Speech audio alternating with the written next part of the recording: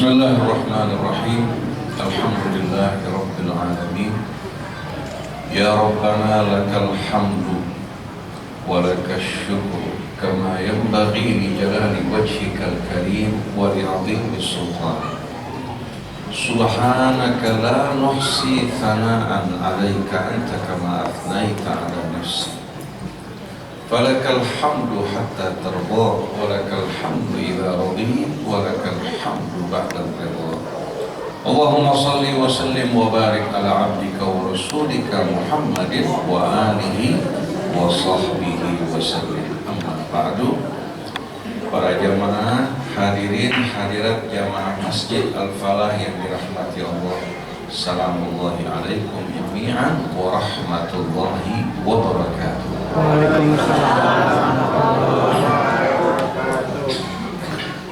Para jamaah hadirin hadirat yang berbahagia, bertepatan dengan suasana peringatan Isra dan Mi'raj yang Nabi kita Muhammad SAW, semoga kita semua kaum muslimin di tengah-tengah hiruk pikuknya kehidupan yang menyesakkan, yang membuat kita bagaikan orang-orang yang mabuk, kehilangan akal sehat kita. Kita berharap dengan peringatan Isra dan Mi'raj ini kita mampu untuk melakukan Mi'raj rohani.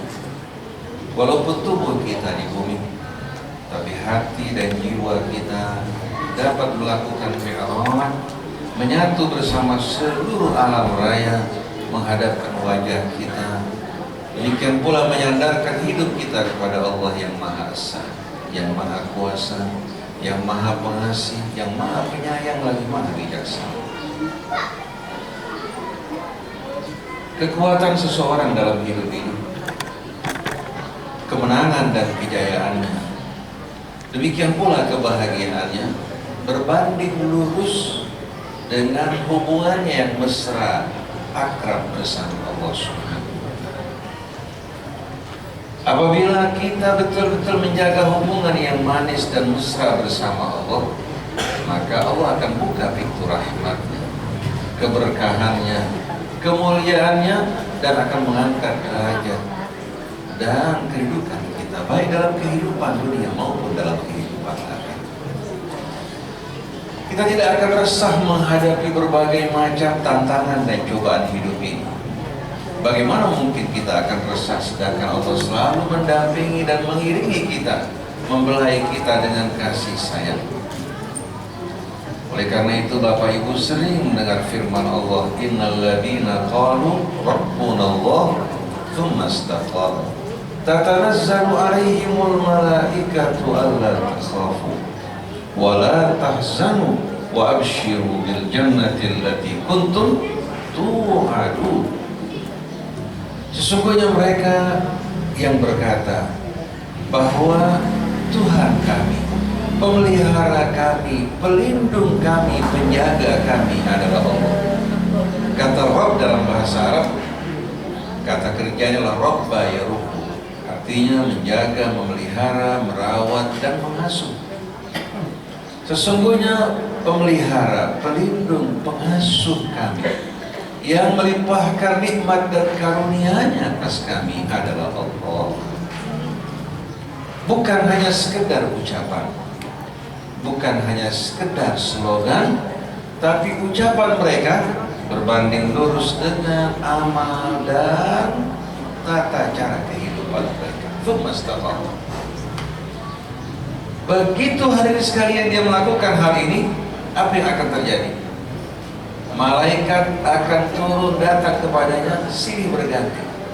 Allah tidak menggunakan kata tanzil yang artinya turun, tapi menggunakan kata tatanazzal yang menjelaskan malaikat silih berganti, siang dan malam akan menjaga, mengawal, dan melindungi dirinya atas perintah Allah Subhanahu wa Ta'ala. Baik kita dalam keadaan tidur, baik dalam keadaan di rumah, di tengah jalan, pekerjaan kita, bahkan anak keluarga yang kita tinggalkan berada di bawah pengawalan Allah Subhanahu wa Ta'ala. Tatanazzalu alaihimul malaikat. Kemudian mereka akan datang menghibur. Bukan hiburan yang bersifat eksternal. Karena yang bersifat eksternal terkadang hadirin sekalian tidak dapat menggerakkan hati kita dan melembutkannya. Tapi hiburan datang dari lubuk hati kita. Malaikat akan datang memberikan hiburan. Allah takhafu wa la tahzan. Kalian tidak perlu khawatir dan kalian jangan bersedih. Semua yang kalian takuti langsung Allah akan menghadapinya, menggantikan kalian. Yang pergi tidak akan sia-sia kembali kepada Allah. Kelak satu hari kalian akan dikumpulkan bersama orang yang kalian cintai. Wa abshiru bil jannati allati kuntum tu'adun. Dan sambutlah kabar gembira dari Allah dengan surga yang Allah janjikan bagi kalian. Kelanjutannya, nahnu. Allah gunakan kata nahnu. Kenapa hari ini sekalian bukan Allah gunakan kata ana, tapi nahnu. Nahnu awliya'ukum fil hayatid dunya wa fil akhirah. Kami yang akan menjadi pelindung kalian dalam kehidupan dunia maupun dalam kehidupan akhirat. Allah Subhanahu wa taala dengan menggunakan kata nahnu di sini, walaupun semua kembali kepada Allah, tapi Allah akan mengerahkan bala tentara langit dan buminya untuk melindungi dia. Dalam surat Al-Fatih Allah gunakan kata ini, walillahi junudus samawati wal ard wa kana Allahu aliman hakim. Walillahi junudus samawati wal ard wa kana Allahu azizan hakim. Kepunyaan Allah, milik Allah seluruh bala tentara langit dan bumi. Dan dia maha tahu lagi maha bijaksana. Lalu ayat berikutnya, kepunyaan Allah seluruh bala tentara langit dan bumi, dan Allah maha perkasa lagi maha bijaksana. Bala tentara Allah bukan hanya yang terlihat. Sampai hadirin sekalian, apa-apa yang terdapat dalam tubuh kita, dari sistem imunitas kita yang melindungi tubuh kita atas izin Allah, merupakan bahagian dari bala tentara Allah SWT. Bila Allah kehendaki, bakteri yang memelihara keseimbangan tubuh kita, Allah kuasa untuk memerintahkan bakteri tersebut untuk menyerang. Tidak perlu bala tentara dari luar, dari dalam tubuh kita. Bila Allah kehendaki, sel-sel yang tadinya jinak penuh keseimbangan bisa mengganas, saling menerkam satu dengan lain. Kalau kita merasa aman dengan kekuatan kita, kaum Tsamud dalam gua-gua mereka, rumah-rumah yang aman dari badai angin, hanya dengan suara mengguntur mereka binasa. Wa ma anzalna ala qaumihi min ba'dihi min jundi minas sama wa ma kunna munzirin in kana illa sayhatan wahidatan fa idahum khamidun. Mereka-mereka yang menentang hari ini sekalian utusan Allah dalam surat Yasin, Allah tidak perlu kirimkan bala tentara dari langit. Cukup hanya dengan sekedar suara, gelombang suara, membuat mereka padam binasa, seluruh kekuatan mereka hilang. Pesawat-pesawat tempur bila terbang pada ketinggian yang rendah, suaranya cukup membuat kaca-kaca hancur hari ini sekalian. Bagaimana gelombang suara yang Allah kirimkan yang dapat memutuskan jantung kita.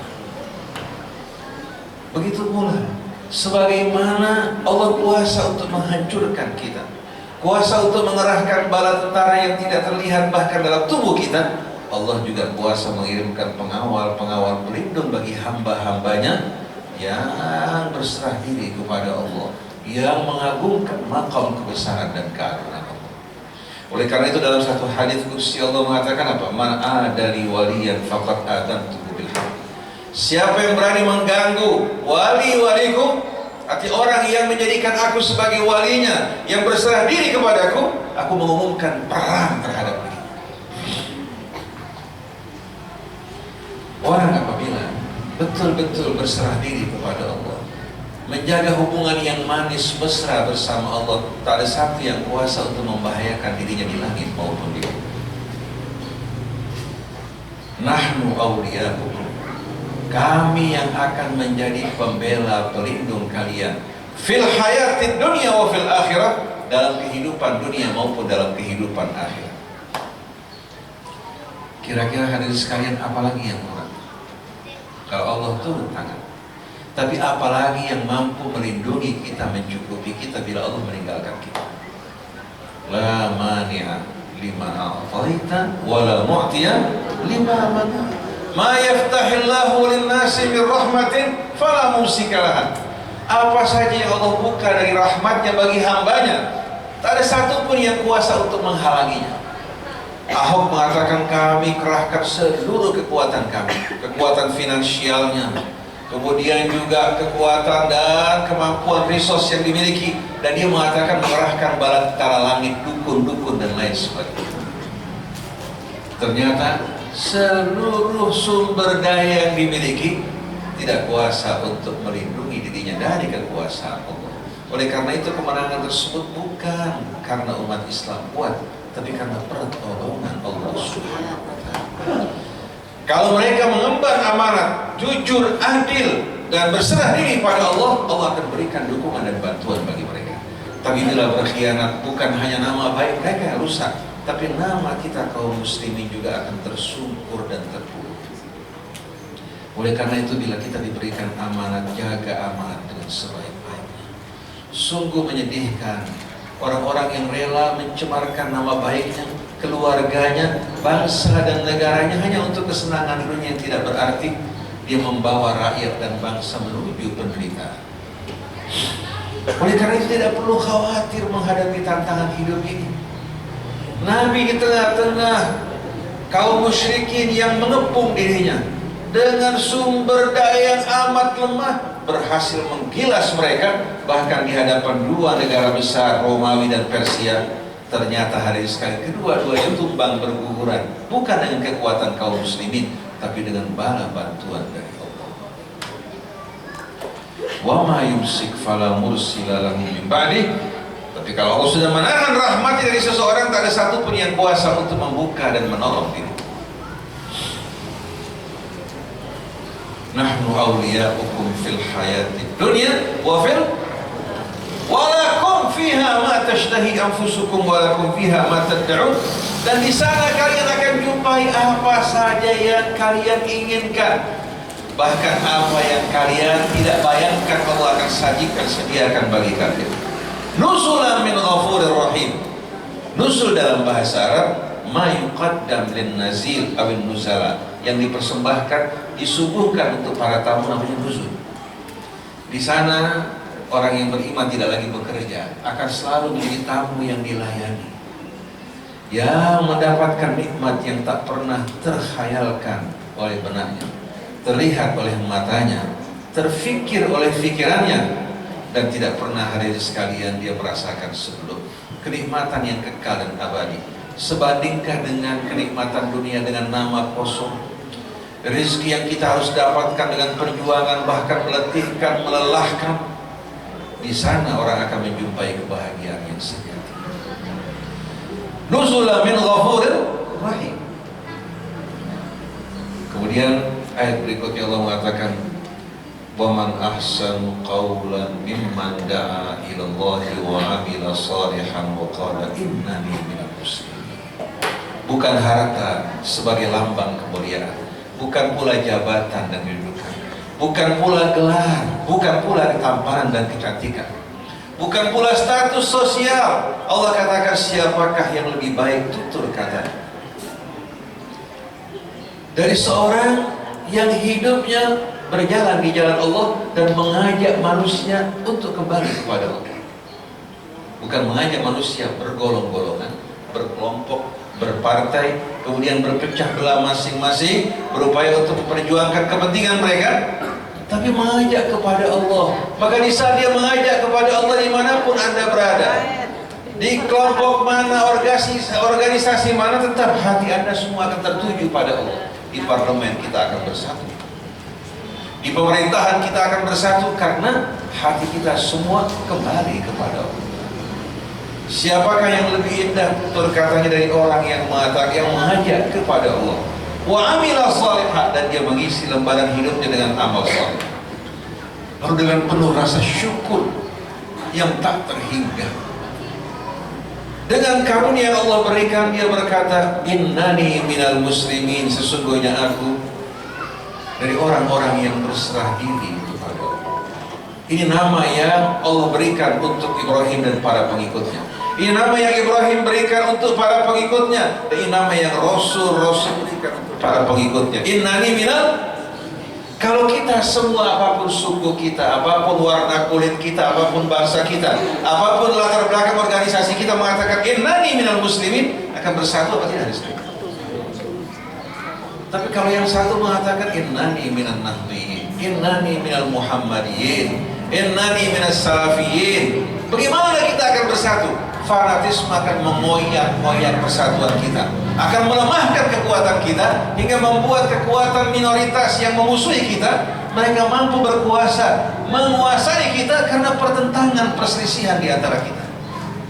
Bagaimana mungkin Tuhannya sama, nabinya sama, kitabnya sama, sedangkan hati kita bercerai? Lalu kita jumpai sebagian orang mengatakan bahwa kita yang penting memilih seorang pemimpin yang profesional walaupun berbeda agama, karena kita bukan mengangkat imam sholat. Seolah-olah agama hanya sekedar sholat, padahal sholat untuk membangun kehidupan kita. Beda orang yang mempolitisir agama dengan orang yang mengabdikan hidupnya sesuai dengan tuntunan agama. Baik dalam kehidupan rumah tangganya, bermasyarakatnya, berbangsa, bernegara, ada aturan tuntunan Allah dalam kitab sucinya. Orang yang beriman berupaya untuk mengaplikasikan tuntunan Allah dalam seluruh aspek kehidupannya. Sedangkan manusia-manusia pragmatis, mereka berupaya menunggangi agama untuk kepentingan dunianya. Inilah yang mempolitisir agama. Kalau kita tidak berjuang memperjuangkan hidup kita agar sesuai dengan agama Allah dan mengangkat pemimpin yang mampu untuk membimbing, menjaga, melindungi kepentingan kita dan membantu kita dapat menjalankan tugas sebagai khalifah Allah di atas muka bumi. Orang-orang Islam munafik yang seperti itu mirip dengan seorang perempuan berkata kepada laki-laki yang meminang dirinya, tubuh saya untuk kamu, hati saya untuk orang lain. Dia mengaku sebagai orang Islam, tapi hatinya untuk orang-orang yang tidak beriman. Di mana akal sehat dapat menerima hal ini hari ini sekalian? Kira-kira Bapak mau nggak kalau istri Bapak mengatakan tubuh saya untuk kamu, hati saya sudah saya berikan untuk orang lain?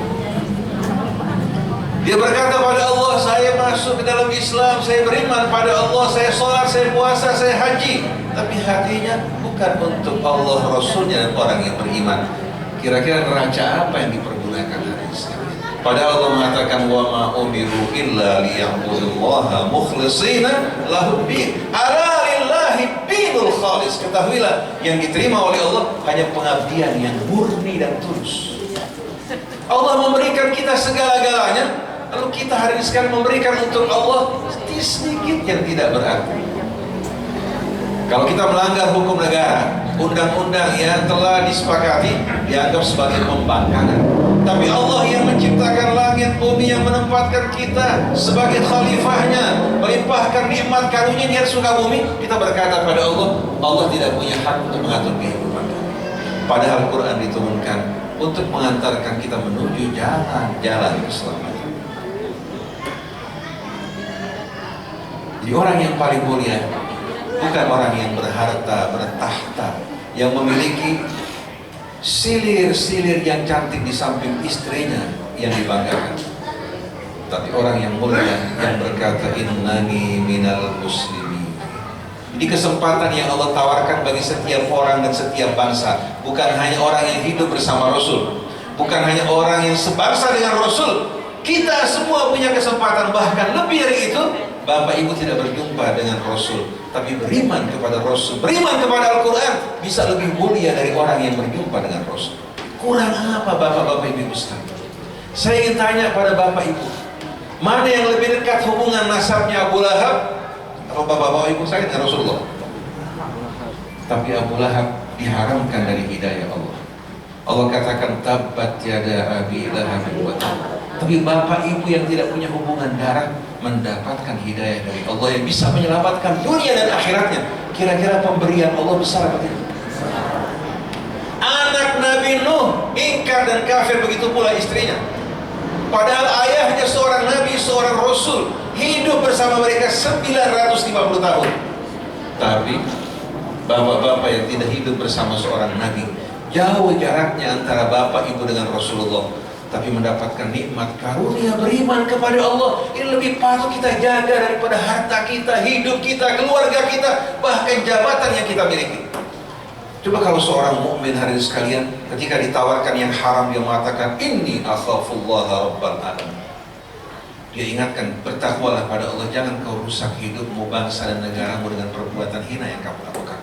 Kira-kira bapak walaupun bukan orang yang berkedudukan tinggi, dibandingkan seorang presiden, mana yang lebih mulia? Orang yang bersikap jujur, lurus, ini hari ini orang yang mulia. Dan Allah jamin buat diri tidak perlu khawatir. Rizki bukan di tangan atasan, bukan di tangan perusahaan tempat kita kerja. Allah kuasa menghidupkan yang mati. Masa hanya sekedar memberikan rezeki kita takut? Sayyidah Hajar dalam sa'i dan usahanya pelajaran buat kita. Bagaimana di tanah yang kering dan kerontang dia tidak berputus asa. Kata sa'i dalam bahasa Arab sudah menjadi bahasa Indonesia. Usaha. As'a, saya berusaha dalam bahasa Arab. Tapi karena air susah disebutkan menjadi usaha. Seperti iklan, asalnya iklan dalam bahasa Arab. Karena air paling susah buat orang kita. Tapi buat korek-korek Quran tidak. Jadi berubah menjadi iklan. Begitu juga as'a menjadi usaha. Sayyidah Hajar di tengah-tengah keminiman sarana yang dimiliki, bahkan di tanah yang kering kerontang, dia tidak berputus asa. Dia berusaha terlebih dahulu. Setelah itu baru dia pasrah kepada Allah. Baru malaikat datang membawa rezeki yang tak terhingga. Begitu pula Sayyidah Maryam, sehabis melahirkan bersedih, berduka. Tak ada seorang yang membantu untuk bersalin, tidak ada bekal yang dimakan. Tahu Allah mengatakan, "Fanadaha min tahtiha alla tahzani qad ja'ala rabbuki tahtaki sariyah." Jangan kau bersedih. Allah menyeru memanggil namanya. Allah telah sediakan buat kamu air jernih yang mengalir untuk membantu penyaliranmu. Kebutuhan makanmu jangan kau khawatir. Wa huzzi ilaiki bi jid'in nakhlati tusaqit alaiki rutaban janiyah. Kau goyangkan pohon kurma, niscaya dia akan menjatuhkan buah rutab yang sedang matang, bagikan madu yang bercucuran. Hari sekarang bukan kalau rutab, kurma yang matang yang mirip dengan madu, bukan kurma yang kering seperti yang sampai kepada kita. Dan itu merupakan makanan yang paling berguna buat anak bayi dalam pertumbuhannya, di samping kadar gulanya untuk menggantikan juga darah si ibu, zat besinya, semuanya aman hari ini sekalian buat kebutuhan ibu dan bayi. Tusaqit alaiki rutaban janiyah, dia akan menjatuhkan buat kamu pohon-pohon dan buah-buah yang segar. Nah bapak, kalau punya pohon kurma, bapak yang segar begini, coba dorong, jatuh gak? Tapi Allah ingin Maryam berusaha walaupun nifas dalam keadaan hamil. Apa yang tidak mampu dilakukan baru Allah bantu. Allah selalu membantu orang yang berusaha. Innallaha yajbur al-qusur wa la yajbur at-taqsir. Allah akan bantu orang setelah berusaha nggak sampai, tapi tidak akan membantu orang yang lalai dan malas tidak bekerja. Innallah yajbur al-qusur wa la yajbur at-taqsir. Kalau qusur, dia berusaha nggak sampai. Jadi sebetulnya bukan usaha kita yang menghasilkan rezeki, usaha kita yang membuka pintu rahmat Allah. Jadi tidak perlu khawatir. Nah kalau orang tidak takut dalam soal rezekinya, soal rasa amannya, Allah turun tangan melindunginya, kenapa harus merendah di hadapan tawaran-tawaran syaitan yang penuh dengan tipu daya? Nah dalam peringatan Isra dan Mi'raj ini, Allah mengajak kita merapat ke sisi Allah, menyatu bersama alam raya ke hadapan Allah. Maka apa yang dibacakan qari tadi dalam firman Allah, utlu ma uhiya ilaika minal kitabi wa aqimis shalah innas salata tanha 'anil fahsya'i wal munkar wa la dzikrullahi akbar wallahu ya'lamu ma tasna'un. Bacalah apa yang diwahyukan kepadamu dari Tuhan. Wahyu yang Allah turunkan dalam Al-Quran menambah wawasan kita, menenteramkan hati kita, menghibur diri kita, mengangkat martabat kita, menerangi perjalanan kita, dan melimpahkan rahmat yang tak terhingga. Setelah jiwa mendapatkan pencerahan, penerangan, Maka yang indah setelah itu berhubungan dengan Allah melalui salat kita, rukuk dan sujud kita yang kita resapi, kita hayati. Wa aqimis salat, dirikanlah salat yang menyatukan manusia yang lemah, yang papa, yang miskin, yang bodoh, yang tak berdaya dengan kekuatan yang maha agung, yang maha besar. Pada saat rukuk dan sujud, orang merasakan belayan kasih sayang Allah Subhanahu wa ta'ala terhadap diri. Allah menyambut doanya, Allah menawarkan rahmatnya, mengampuni dosa-dosanya, melindungi dirinya dari segala apa yang ditakuti. Watlu ma uhiya ilaika minal kitab wa aqimis salat innas salata tanha 'anil fahsya'i wal munkar wal baghi. Sesungguhnya salat akan membentengi kamu. Hati jiwa yang diterangi Allah, yang berhubungan dengan Allah, tidak akan dapat didekati oleh syaitan, apalagi menguasainya. Syaitan salat akan membentengi kamu dari perbuatan keji dan munkar. Wala dzikrullahi akbar. Subhanallah, yang mesti kita perhatikan di sini, jangan hanya gerakan tubuh yang rukuk dan sujud. Sesungguhnya dari semua rahasia salat, rahasia ibadah kita, sesungguhnya berzikir dan mengingat Allah lebih dahsyat, lebih besar dari semuanya. Salat yang berisikan ruh, yang betul-betul hari sekalian digetarkan oleh zikir dan ingatan kepada Allah, itu yang akan membuat kehidupan kita bermakna. Kita bekerja selalu mengingat Allah, berusaha mengingat Allah di daratan, di lautan, di udara. Hati terisi dengan ingatan kepada Allah, takkan ada satupun hari sekali yang membuat kita gentar dan takut. Wala dzikrullahi akbar, dan kalian tidak perlu khawatir. Wallahu ya'lamu ma tasna'un. Sesungguhnya Allah mengetahui apa yang kalian perbuat. Tidak perlu kalian beritahukan Allah. Dalam kesendirian, dalam kesepian, Allah melihat, mengetahui perbuatan kalian. Dan tidak ada jarak yang memisahkan kita dari dimensi waktu dan ruang. Oleh karena itu, bila Allah menolong hambanya, sedekat apapun dirinya dengan bahaya, Allah lebih dekat kepada kita. Wa nahnu aqrabu ilaihi min hablil warid. Jadi jangan gentar karena menghadapi ancaman bahaya yang dekat. Allah lebih dekat kepada kita, karena Allah tidak dipisahkan oleh dimensi waktu dan ruang. Perbedaan antara kita dengan Allah, Dia pencipta, kita makhluk. Sedangkan jarak antara kita dengan Allah, antara Allah dengan makhluk lain di alam raya begitu dekat. Wa huwa ma'akum aina ma kuntum. Dia bersama kalian dimanapun kalian berada. Dari kesimpulannya para jamaah sekalian, kemuliaan kita, kesuksesan kita, keberkahan hidup kita, keamanan kita berbanding lurus dengan firman Allah, innal ladzina qalu rabbuna Allah tsumma istaqamu. Nah, kita berharap persiapan menghadapi bulan Sya'ban, bulan Ramadan, kita mulai berlatih untuk sholat, membaca Al-Quran dengan meresapinya, mengingat Allah, berpuasa kalau bisa hari sekalian, latihan. Jadi waktu kita masuk di bulan Ramadan, tidak ada waktu yang tersia-sia. Saya tidak dapat melanjutkan karena saya ada pengajian sekarang di tempat saya mengaji. Ini ada Ustaz Fauzan, ada Ustaz Hamzah, bisa melanjutkan bersama bapak-bapak ibu sekalian.